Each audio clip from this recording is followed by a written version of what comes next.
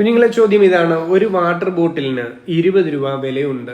അതിൽ കുപ്പിയുടെയും വെള്ളത്തിൻ്റെയും വില ഇൻക്ലൂഡഡ് ആണ്. വെള്ളത്തിന് കുപ്പിയേക്കാൾ 15 രൂപ കൂടുതലെങ്കിൽ കുപ്പിയുടെ വില എത്രന്നാ? അപ്പം ആദ്യം തന്നിരിക്കുന്ന 20 എന്താണ്? കുപ്പിയുടെയും വെള്ളത്തിൻ്റെയും വിലയാണ്.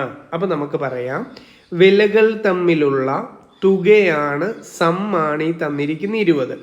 ഇനി എന്താ രണ്ടാമത് തന്നിരിക്കുന്നേ? വെള്ളത്തിന് കുപ്പിയേക്കാൾ 15 രൂപ കൂടുതൽ. കൂടുതൽ, കുറവ് എന്നൊരു പാരാമീറ്റർ വന്നാൽ അതിന് ഒറ്റ മീനിങ്ങേ ഉള്ളൂ. അത് ആ വിലകൾ തമ്മിലുള്ള ഡിഫറൻസ് ആണ് ആ തന്നിരിക്കുന്നത്. അപ്പോൾ ഇവിടെ ഡിഫറൻസ് ആണ് തന്നിരിക്കുന്ന 15. വെള്ളത്തിൻ്റെയും കുപ്പിയുടെയും വിലകൾ തമ്മിലുള്ള വ്യത്യാസമാണ് ഡിഫറൻസ്. നമ്മളൊരു ഷോർട്ട് കട്ട് പഠിച്ചിട്ടുണ്ടല്ലോ. 2 സംഖ്യകളുടെ സമ്മും ഡിഫറൻസും അവൈലബിൾ ആണെങ്കിൽ ആ സംഖ്യകളിൽ വലിയവനെ കാണാൻ ഈ സമ്മും ഡിഫറൻസും കൂടെ കൂട്ടി 2 കൊണ്ട് ഹരിക്കാനും, ആ സംഖ്യകളിൽ ചെറിയവനെ കാണാൻ സമ്മും ഡിഫറൻസും കുറച്ച് 2 കൊണ്ട് ഹരിച്ചാൽ മതി എന്ന് നമ്മൾ പഠിച്ചിട്ടുണ്ട്. ഓക്കെ ആണോ? ഇവിടെ ആരെയാ കണ്ടുപിടിക്കേണ്ടേ?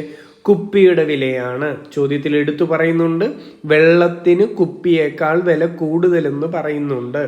അപ്പം വില കുറഞ്ഞ ആൾ ആരാണോ അയാളെ കണ്ടുപിടിക്കേണ്ട. ചെറിയ പാരാമീറ്ററാ, സ്മാൾ പാരാമീറ്ററാ കണ്ടുപിടിക്കേണ്ടതാ.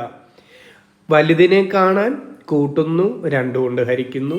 ചെറുതിനെ കാണാൻ കുറയ്ക്കുന്നു, 2 കൊണ്ട് ഹരിക്കുന്നു. സമ്മും ഡിഫറൻസും തമ്മിൽ കുറയ്ക്കുന്നു, 2 കൊണ്ട് ഹരിക്കുന്നു.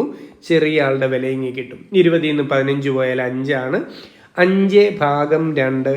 ഇവിടെ കുപ്പിയുടെ വില എത്രയെന്ന് ചോദിച്ചാൽ 2 രൂപ 50 പൈസയാണ്. ഓക്കെ അല്ലേ എൻ്റെ കുട്ടികൾ?